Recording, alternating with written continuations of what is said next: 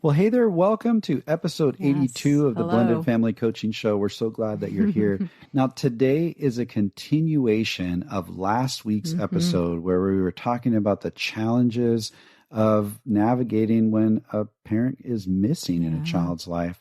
It's a difficult and sensitive conversation, and it was a long one. So this is part 2 of that same discussion. Because it was so long. Exactly.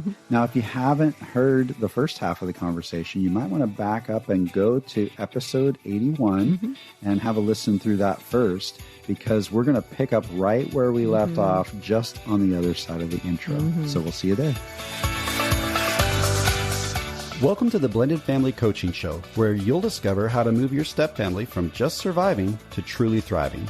Grab your headphones and listen in as we share practical, real-life strategies for building healthy bonds, Understanding the kids' perspective, romance and partnership, parenting with great teamwork. and yes, even co-parenting with a difficult ex. We're Mike and Kim Anderson, and we believe with the right tools, every step couple can overcome the common challenges of step family life.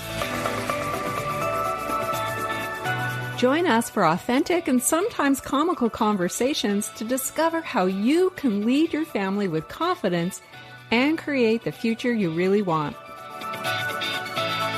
Maybe your situation is around an inconsistent parent that's made promises to your child, and the child's expressing some expectation and excitement because they're really looking forward to spending time with that parent that's been missing. However, based on the parent's track record of irresponsibility, you're really concerned that they're not going to show up again, and you're not sure, what to say to the child to prepare them for that. Well, you can approach that with something kind of like this. Hey, I can tell that you are certain that Dad's going to show up this weekend like you promised, and you're really hoping to see him, aren't you? I hope that you get to do that. You really deserve to spend some time with him. See, that's kind of a gentle way to engage with them, and you're on their side. You're saying, I want you to get that time, and you're just noting that their expectation is there. But you're staying focused on those expectations without being critical or voicing your opinions of the irresponsible parent, right? So that helps you stay in the neutral zone. At that point, you might even give your child a softer place to land if they do end up facing some disappointment.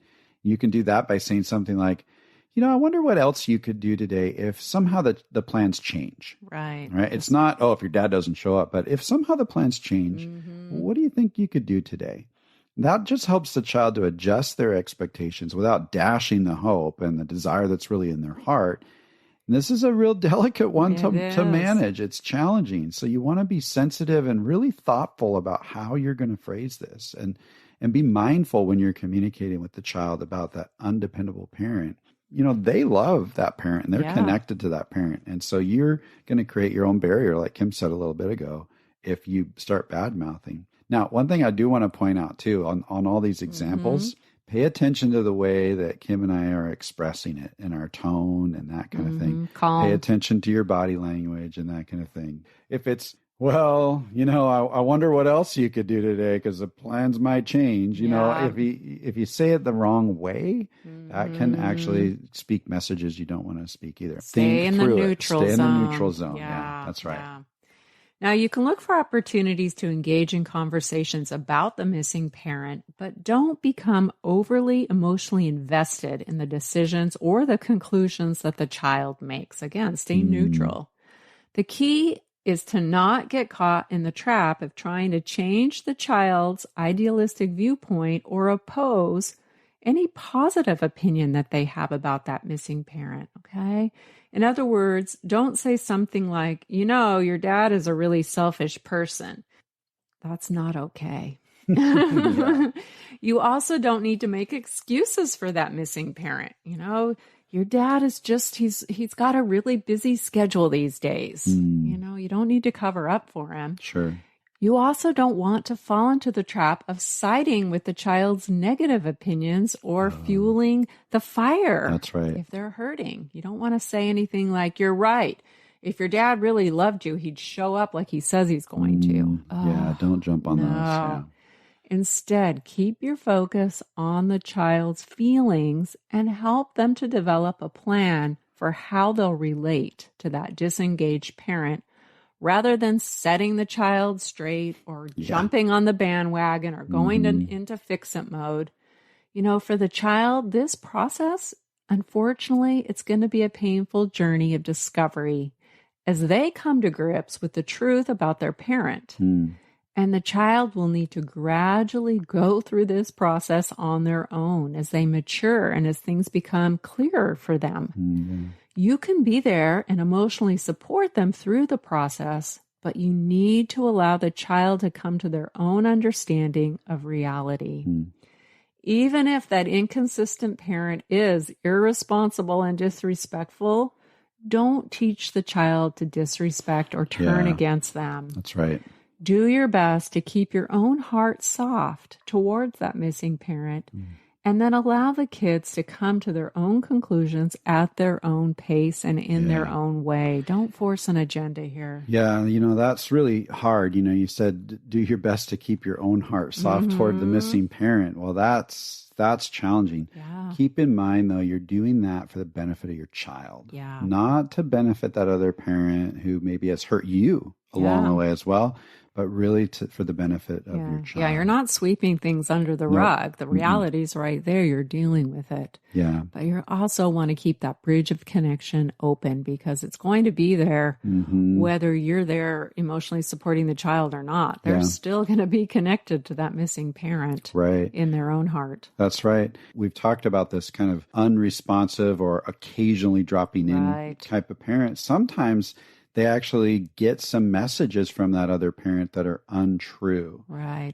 Maybe they're deflecting some of the blame of that relationship onto you when they really should be taking responsibility. Yeah. Really, if you're in that situation, a simple response might be like this. I'm really not sure why they said that. Yeah. I don't know why your dad said that. I don't know why your mom said that. And you don't even have to keep explaining. Just, I don't know. But you want to resist the urge to jump into defensive mode. Are you kidding me? I can't believe they said that. Like, this is what the truth is. There's going to be opportunities to speak truth along the way, but that's probably not the time to do it.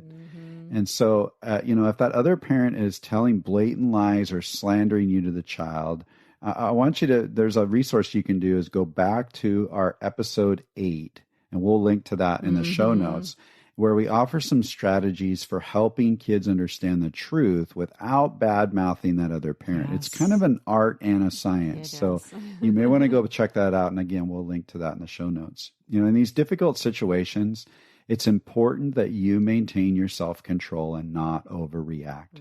Stay focused on the child's emotions. I know we've said that a ton of times already in this episode. And process your own emotions later out of earshot of the kids. Not just on the other side of the door. Kids have big ears, but make sure you're out of earshot. Or maybe when they're even out of the house. Yeah, exactly. Play it really safe. Now, maybe you're in a situation where the child's come to their own conclusions that really aren't based in reality, such as a child voicing to a step-parent, you're the reason my mom's not here. Again, approach the situation with sensitivity. Don't rush in to correct the child or to set them straight. Patiently hear them out, do some active listening, and even affirm how that might feel for them. You want the child to feel heard before you offer a brief and very simple statement around the truth, something like this. It sounds like you're upset because your mom isn't in your life, and you think it's because I'm here. I can understand why this is hard for you, and I can tell that you really miss your mom. I'd feel the same way if I were you. The truth is that your mom left several years before I met your dad. Just make a simple statement without pressing the child to accept the truth at this time. Give them time to process this new information and be careful not to push your own agenda or force immediate closure of this issue. They need to get their mind and their heart around pieces of the truth, little bits at a time. We're so excited to let you know about something brand new we've created just for you. We've realized that with so many episodes available here on the show, it might feel a bit overwhelming to find the topics that matter most to you. That's why we've created a simple tool for you to receive a personalized playlist focused on your current struggle or your biggest challenge. That's right. It's called the Blended Family Breakthrough Quiz. You'll answer just a few questions, and based on your responses, we'll email you a curated custom playlist of episodes that are specific to you. This simple quiz will direct you to the most impactful episodes that pertain to you personally and keep you on track in your journey of discovery, learning, and growth. So, scroll all the way to the bottom of the show notes for this episode and click the link to take the Blended Family Breakthrough Quiz today. Okay, let's get back to the discussion. Yeah, and part of the key of this is just trying to not take their comments too personally or trying to prove yourself to the child or convince them really of anything. A better approach is to put yourself in the child's shoes and realize that they're just trying to make sense of these painful circumstances and they're looking for answers. This is really normal, and often it has nothing to do with you. You aren't necessarily the problem. The problem is the dynamic. And those dynamics are making it challenging for the child to figure out how they feel about themselves and all the unknowns that they're struggling with. Yeah.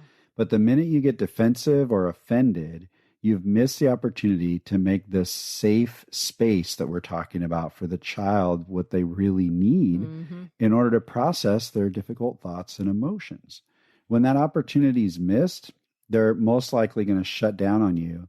And that's the last thing that you really want to happen. You want to keep the child expressing their emotions.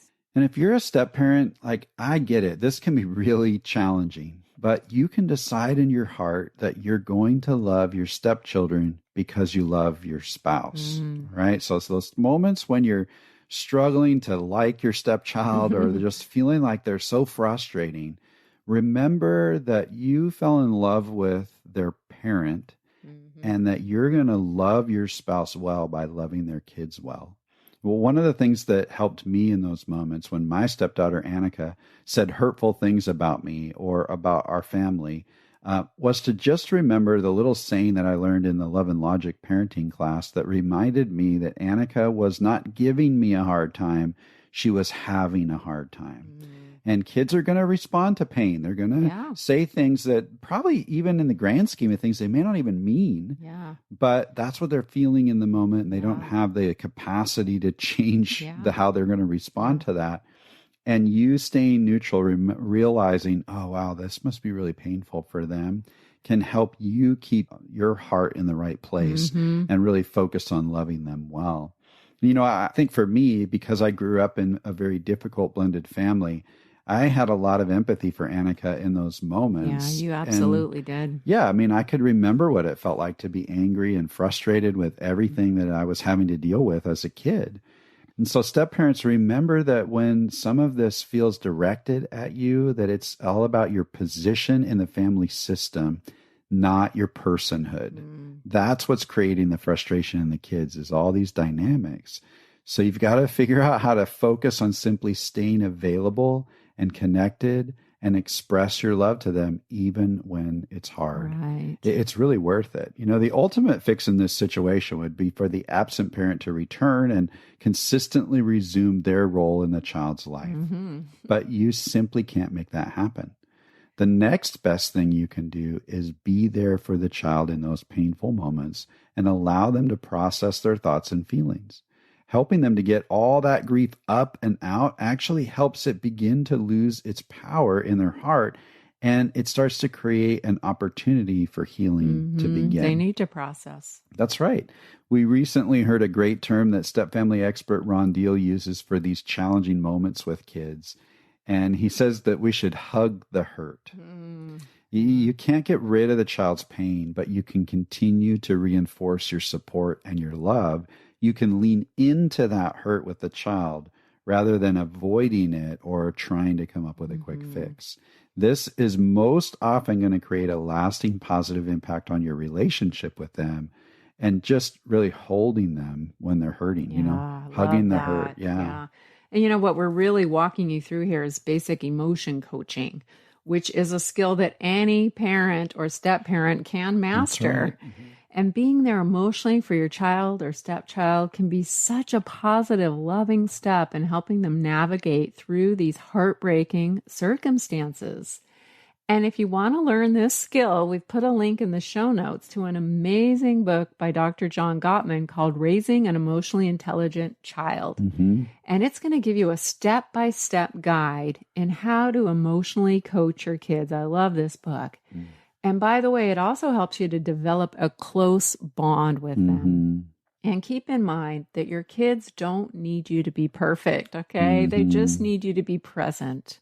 It's okay if you don't get it right every single time. We all mess up. But don't let fear or worry keep you from showing up well for your kids and stepkids today. That's right. I saw a quote from Corrie ten Boom the other day that said, "Worrying doesn't empty tomorrow of its sorrows. It empties today of its strength." Ooh, I love that. Yeah. I know there's lots of times where I was worried that I wasn't going to be able to show up well for Annika or that I was going to mess up. And, that worry and that fear kept me from being open and available to her sometimes. But in those moments, I wonder what could have been different for her and for our relationship if I had just focused on being present for her, even if every word I said wasn't just perfect, right? I think there was a lot of missed opportunity there for us that I would have liked to do a bit differently. So don't get over focused on saying just the right thing in every single moment.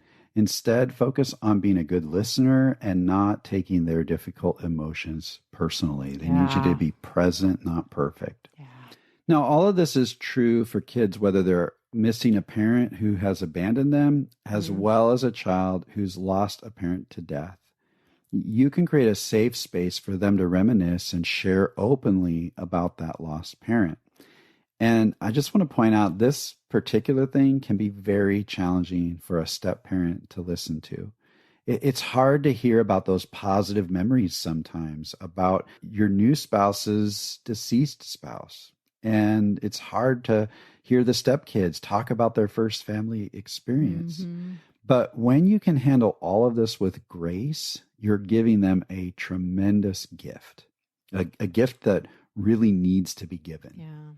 One of the challenges that can come up for step parents in this situation is a feeling of competition. Remember earlier I shared that as I was growing up and discovered that my mom had died while I was so young, I tended to put her on a pedestal. I idealized her and I idealized what I thought life would be like if she were still around. And this is a common thing for kids to hold on to. And it's a tough thing for a step parent to, quote unquote, compete with. And the reality is that there's no winning in this situation. No. Really, the best thing to do is step out of the competition. And one way to do that is to focus on creating a strong, secure relationship with your spouse. This might take some deep self-reflection and maybe even some counseling work, because this is really about your own self-confidence and self-image within the context of your current blended family. If you're able to feel fully secure with your spouse and with your position in the blended family, then there really is no competition no need to compete. Then you can freely allow the kids and your spouse to openly grieve and remember their lost loved one. And it's a beautiful thing. And here's one other thing.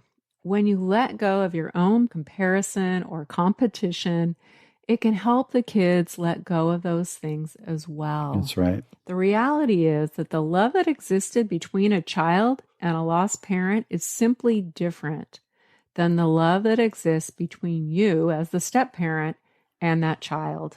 It's not better or worse. It's not less or more. It's simply different. And that means both relationships can coexist in a child's heart. And the truth is, you have a tremendous opportunity to free the kids up and allow them to honor the memory of their parent and enjoy a positive relationship with you simply by intentionally creating that safe space for them to process their memories and their challenging emotions. That's right. And as you grow in your own security, you might even find yourself initiating a conversation with your stepkids and ask questions about their deceased parent. Affirm what they share with you and let them know it's okay to talk about that missing parent. For sure. Now, here's a pitfall you might want to consider in all of this. When you hear about some of the things that the child used to do with their lost parent that they really enjoyed and liked, vacations they went on, food that parent cooked, whatever it was, you might be tempted to try and recreate that for them with some really good intentions. But be very careful with that. It could actually create a bit of a pain point for them rather than redeem any of the hurt that they're experiencing. Sure. If there is something like that that's been an established habit or a tradition between your stepkids and your spouse, their remaining bio parent, that's one thing. But don't ever try to take the place of that deceased parent, even in small ways. Your relationship with your stepkids is different. It's a different relationship, and you need to slowly build your own unique memories and experiences together. Yeah, that's absolutely true.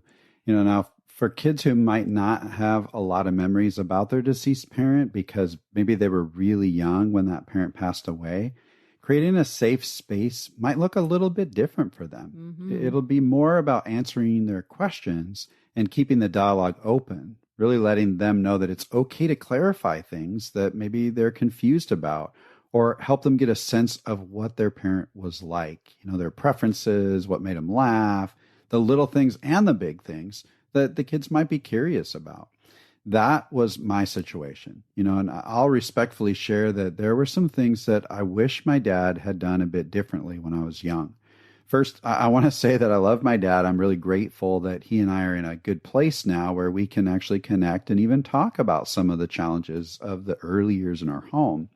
In those early years, I remember being an adolescent, kind of teen years, having lots of questions about my deceased mom. But the problem was there's this kind of unspoken rule in our house that talking about that was off limits. I think part of that was simply the difficult emotions that might have created for my dad, possibly. He's also not really one that's big on digging super deep in emotions, right? When it comes to processing feelings and that kind of thing. He tends not to focus on things that are in the very distant past. But I also believe that my stepmom just couldn't handle conversations or memories about my bio mom. I think she was actually threatened by those memories, and that might have been fed by the close relationship my siblings and I had with our grandparents on my bio mom's side. But regardless of all the reasons, there was no safe emotional space to process the loss of my mom while us kids were growing up. We seemed to just be expected to live as if we were a first family, and the memories of my mom were completely removed from our house. So that often left me stuck in my own struggle, trying to figure out who my mom was. And really, that struggle was all about trying to figure out who I was. That created grief and tension and relational distance and all kinds of challenging dynamics in my home.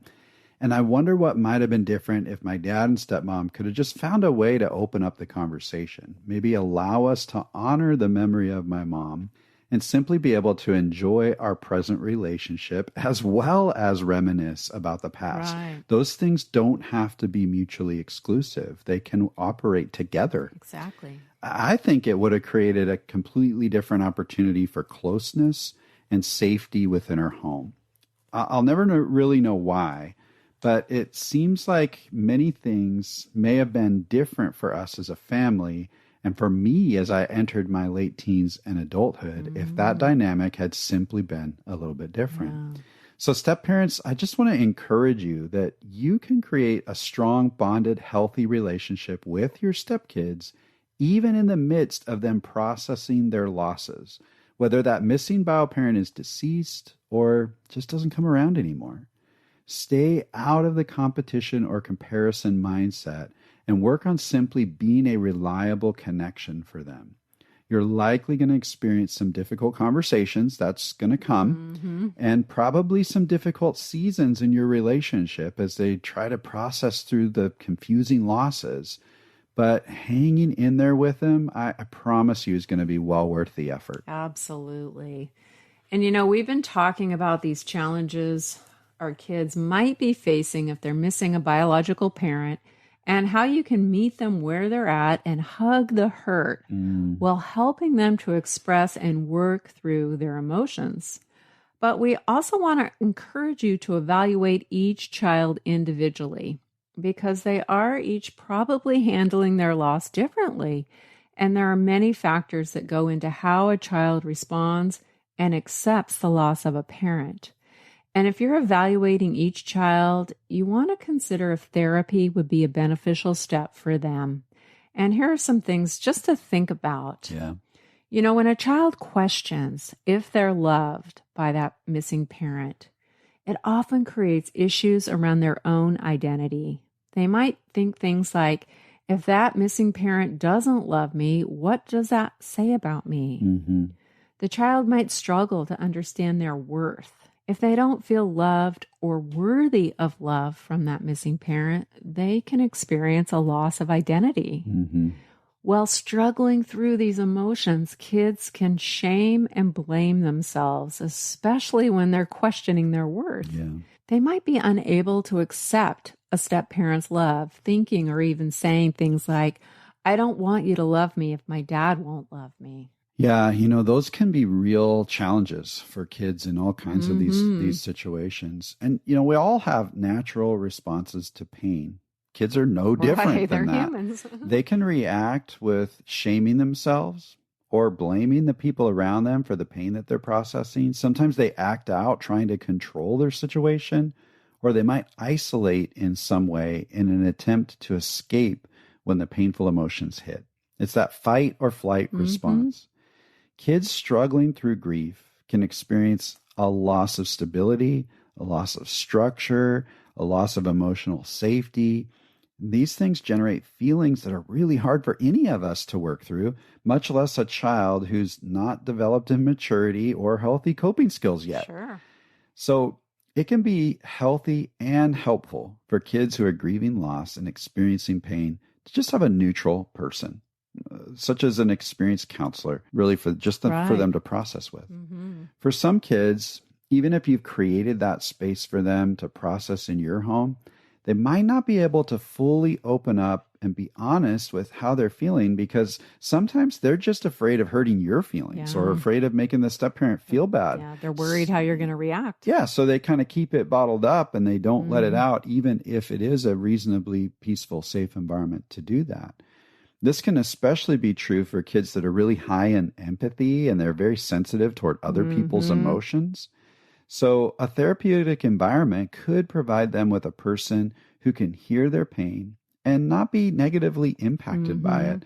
So think about that with your kids. If that's a real concern for them of really caring for other people's emotions, that might be an indicator that they need a neutral party to talk to. Right, absolutely. Now, for some kids, it's just easier to talk to someone in a more objective position. That's just true. Yeah. And honestly, that's true for all of us as people, We need someone who's not part of the family structure just to be able to unload on, someone who can act as a personal confidant and an advocate in a very complicated and confusing situation. Yeah.